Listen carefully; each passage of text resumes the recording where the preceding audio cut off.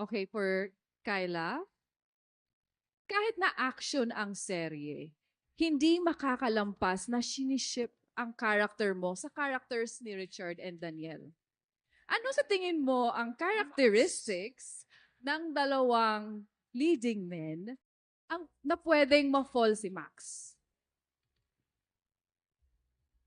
Si Max kasi, I think Max is a very compassionate character, but she also is very morally strong. So she always makes it an effort to do the right thing. And I feel like so ano siya, parang perfect balance siya ng heart and head. So I feel like si JB kasi mas siya yung logical, and he also is the one that leads the team pag wala si contractor. So I feel like that's something similar that Max has with JB. And si Andres naman, yung decisions niya are motivated by emotions. And very compassionate din ang character ni Andres. So I feel like yun din ang similarity ni Max kay Andres. So I feel like if I were to think about those things that they have in common, siguro yun yung magfo-form ng mas strong na bond with Max and JB or Max and Andres. Actually, maraming nanonood na young girls and actually really love your character. Do you have anything to give advice to the young girls who aspire to be a Max someday? Huwag sila magpabangs ng Other than Joke lang. magpabangs, di ba? Magpabangs lang. Other than that, kasi, you know what? One thing that I'm really proud of also here in Cognito is both Gab and Max's characters are very strong and empowered women, are very independent, na talagang makikita mo throughout the show na they're equally as skilled as the male characters. And that's something that I really, really am happy about. So I feel like, hopefully, I hope, diba, seeing Max and Gab's characters, I hope, inspires young girls to have that same, or to feel empowered and to be inspired to be independent and to be go-getters and to go for what you want and to have that fearlessness about Max and Gab. So siguro yun lang. I feel like it's about being fearless as well, being brave, and owning and embracing that independence. Thank you for that wonderful answer. Okay, my next is for another lady, the contracts, Maris. Every time you have a scene with Joel Torre, sobrang nagtitrending because the netizens are really happy of your Ilonggo accent. Kahit Bisaya ka, di ba? You're from Davao. How was it doing a scene with Joel and preparing for some Hiligaynon dialects? Was it hard for you? Um, you know what? I remember that day when shooting teleseries. Yeah, you get so many surprises first thing in the morning, you know? So going to the set, I was already very nervous, you know. I'm gonna do scenes with Sir Joel Torre, who I look up to also sa acting. Um, and then, nasa set kaming dalawa. No, nasa standby area. And then biglang pumasok si Direk. Okay, so Gab, Ilonggo ka dito ah. Surprise yun lahat. And then sabi ko na, thank God, Bisaya ako. Kasi we have so many common words, Hiligaynon and Ilonggo and Bisaya. Thank you, Lord, Bisaya ako. And then, ang kailangan ko na lang aralin is yung tono. And thankfully, Sir Joel Torre taught me a lot of Ilonggo words. Si Anthony Ilonggo actually, and then his kuya was there also. Kami talaga, there were even lines na hindi Ilonggo. Sabi ko, hindi, itodo natin to. So, nagpaturo ako, i-translate mo nga to. Ganyan. Sige nga, sample. Sample. In Bisaya and then in Ilonggo. Unsa man, like man. Bisaya. Bisaya po ka, di ba? Bisaya man ko. Invite ni mo ang mga audience in Ilonggo. Tipo, yan yun. Di man ako marunong mag-Ilonggo, tono lang eh. Pero sa mga kapamilya dyan, Tagalog mo na lang but with a Ilonggo accent. sa Yung lang, kapamilya, nahiya man ako eh. Panoorin niyo yung Incognito kasi marami pa kaming away doon ni Sir Joel Torre. Pero mahal ko talaga yung tao na yun kahit masama siya. I mean, yung character niya. Tatay mo siya Tatay eh. ko siya eh. Pero, yun lang yung alam ko talaga. Te, amo na. Okay na, okay. Salamat. Thank you. O, di ba palakpakan naman po natin ang not only are they impressive in their acting skills, they learn different dialects as well. Thank you, Maris. And this is for Sir Jay. My question. Ang raming hula at palaisipan sa nanonood tungkol sa katauhan ni June. At meron pang mga rumor na naririnig na magkapatid daw ang karakter ni Daniel at Anthony. Totoo po ba ito? Can you give us a little bit of the truth? We're very happy as a creative team, as the creators and the directors, everybody, we're very happy that the audiences are engaged, not just in the action scenes or the contracts or the job missions, but in each and everyone's personal journeys. And as we've seen, yung paghahanap ni Andres sa kapatid niya, isa yun sa pinaka-importanting arc talaga ng palabas. So we are very happy that the audiences are engaged in his quest for his brother. So I wouldn't want to spoil anything about his. Hindi talaga siya sasabi. Pero as in we've seen in the trailer that that there is a major step in Andres's journey, search for his brother that he will encounter in Japan. So let's just wait what happens during that moment Okay, exciting. and the true identity of June.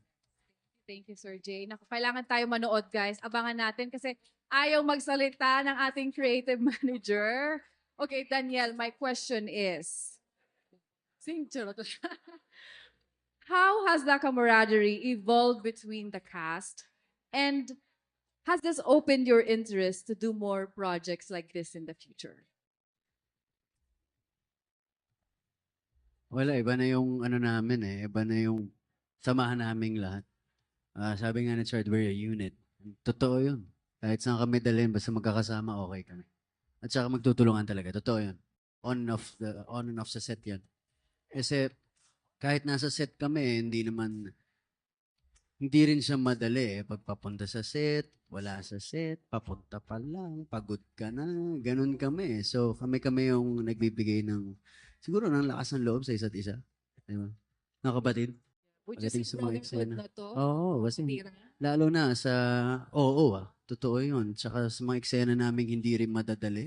Kami rin ang nagtutulungan talaga.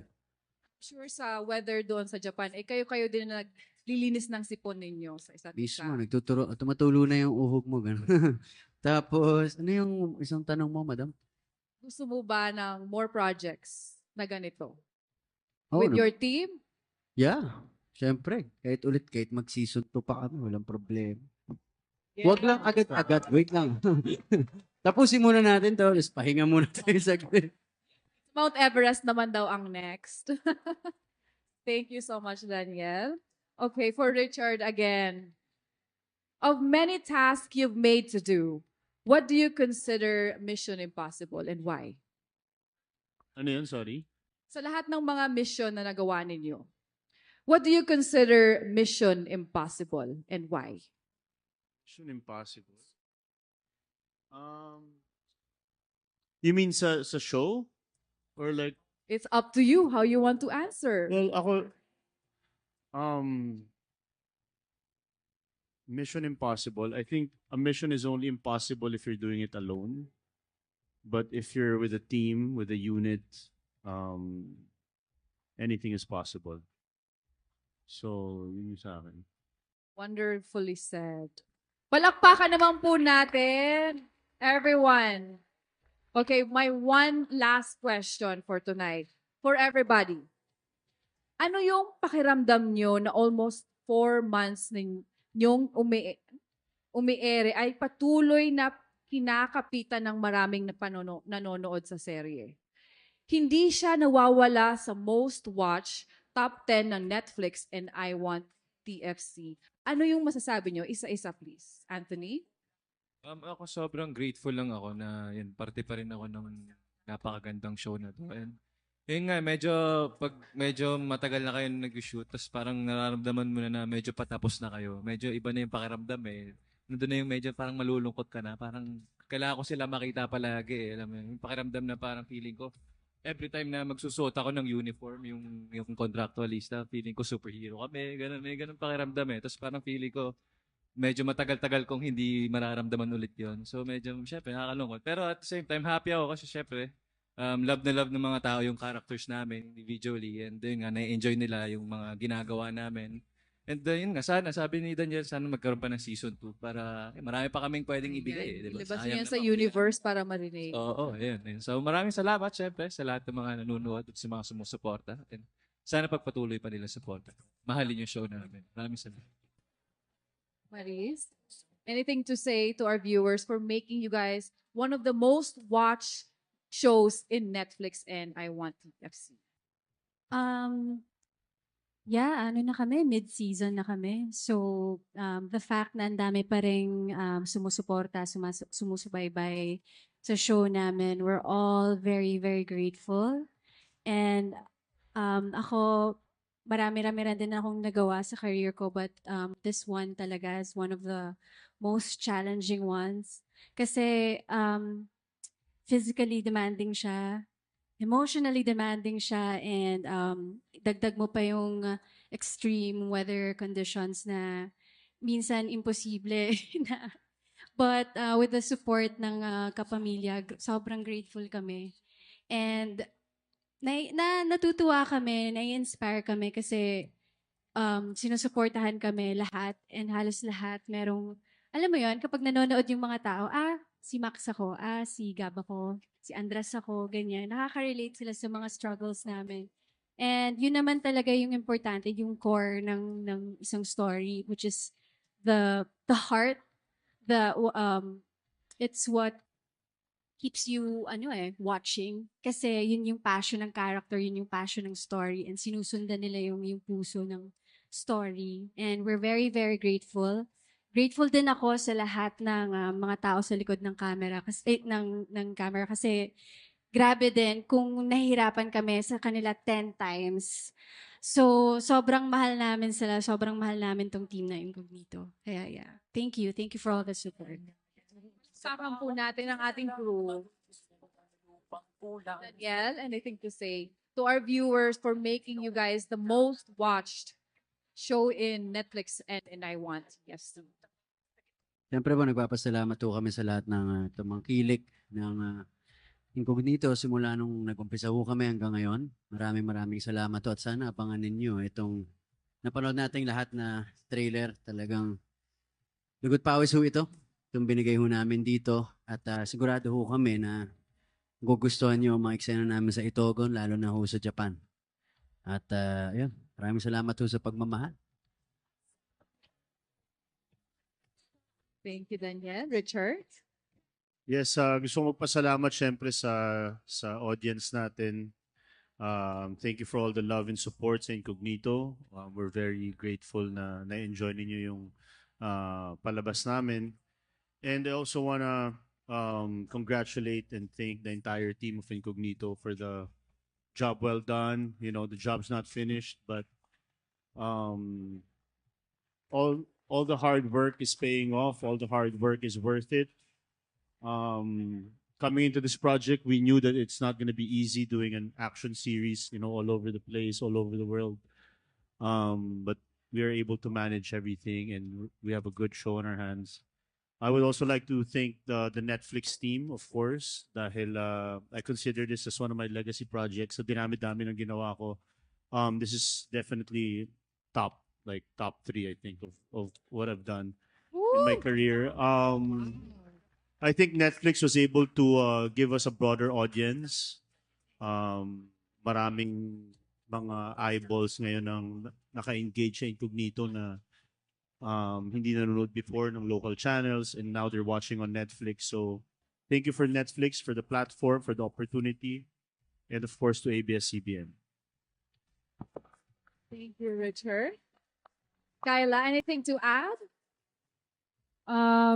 I just want to say thank you din. Marami pong salamat sa lahat ng nanonood at sumusubaybay sa Incognito. Like I said earlier, we're all very, very proud of the work that we've done here.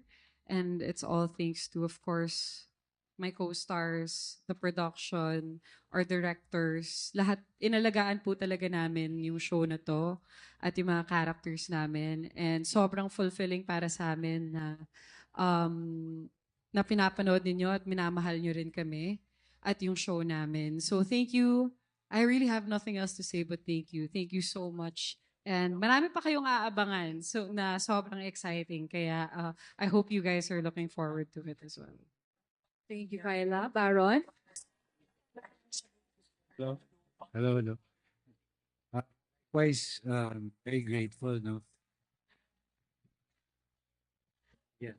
Likewise, very grateful talaga ako to be part of the show. Grateful ako sa Star Creatives, ABS-CBN, especially kay Direk Lester Pimentel. And of course, sa mga writers namin, people behind the scenes. Yeah, and maraming salamat din sa mga viewers na kumakapit sa bawat character namin dito at minamahal kami at sinusuportahan kami. So, gaya ng sinabi ng lahat, parang mukhang gusto ng mga tao na magkaroon ng book 2 or season 2 para lumawak ang Incognito universe, di ba?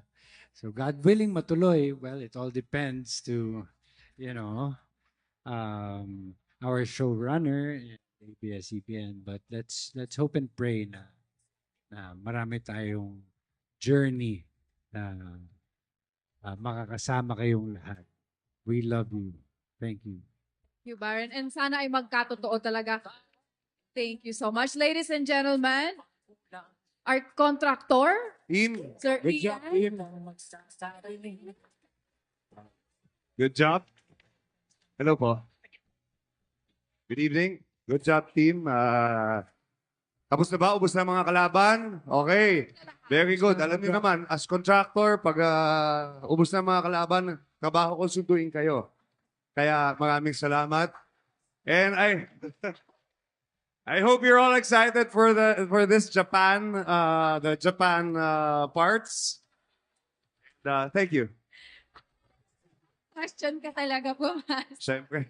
May question pa kami. May pahabol na question for you, Sir Ian. Your character as contractor is still very much a mystery to the audience. Hindi ba mahirap yung i-portray yung ganong klaseng mysterious character? Actually, it's also a mystery to me. No, really, because the character evolves. As it evolves, I'm also in the process of discovering dahan-dahan mo lang nakikita yun as an actor yung past niya, yung nakaraan. And it's a journey to not just self-discovery, but also to discover Greg. Yun. Yes, po. Thank you. Actually, I just asked everybody kung ano yung pakiramdam ninyo na 4 months na kayong umiere ay top 10 at palagi kayong most watched Netflix and I Want TFC. Ano yung masasabi mo sa audience as a thank you? Ako, Siyempre. laging lahat ng makausap ko na, na sinusubaybayan nila, nagta-thank you ako sa kanila kasi nga, hindi namin expected na ganun kaganda yung maging resulta. And lahat ng mga hindi pa nahuhook, sinasabi ko na, kung ayaw nyong maubos oras nyo, huwag nyo na simulan. Kasi mahuhook talaga kayo. When you see, like, 3 to 4 episodes, wala na, hindi nyo mabibitawan. So, Episode 59 actually is showing right now, so you guys watch after. Thank you, Sir Ian. Before we wrap this up, I actually want to ask Sir Jay to share your thank you to our audience. Siyempre talagang most watched tayo. Ano po yung magiging message mo sa ating taong bahay, ang ating mga manonood? Maraming salamat po, kagaya po ng sinabi ng buong grupo na hanggang ngayon ay sinusubaybayan nyo. And we're just actually midway. So the contract is not yet over. So talagang we're just very happy. And when we started the program, we set out into we gave ourselves one big job order, which was to elevate Philippine action and also to give something that we can all be proud of, not just the entire team, but the audiences, that the Filipino can do something like this.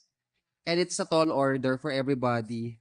Kaya we're still getting there. We're just in the midpoint of the entire project. So we're looking forward to more. Thank you. Sabog. Palakpakan naman po natin, guys.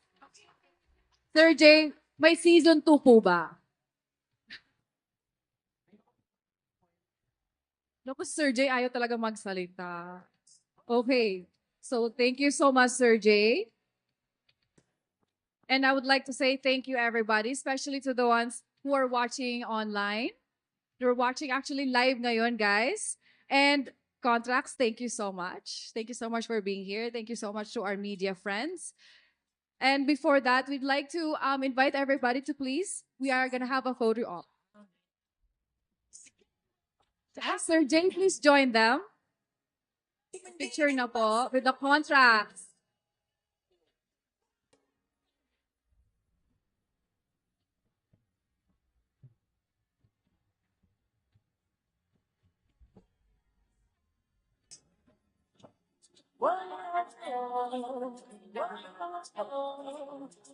Guys, please. Boys, nakpo ang ating mga hunks. Ang mga hunks, please. Magpipicturean muna tayo after that hug. Sasali daw ang lahat sa group hug. Sa kalagitang pulitin.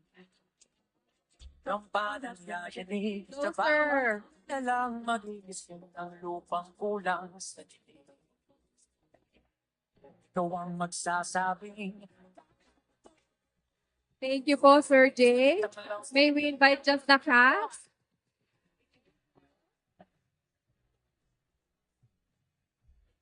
Ladies and gentlemen, the cast of Incognito! Once again, our hashtag for tonight is Incognito Nihon Saga.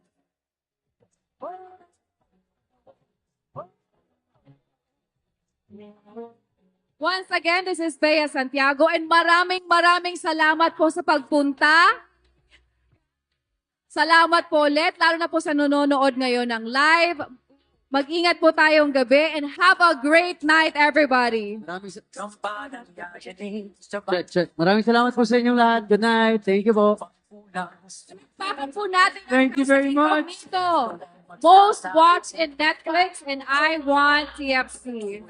Congratulations, everyone. Thank you again.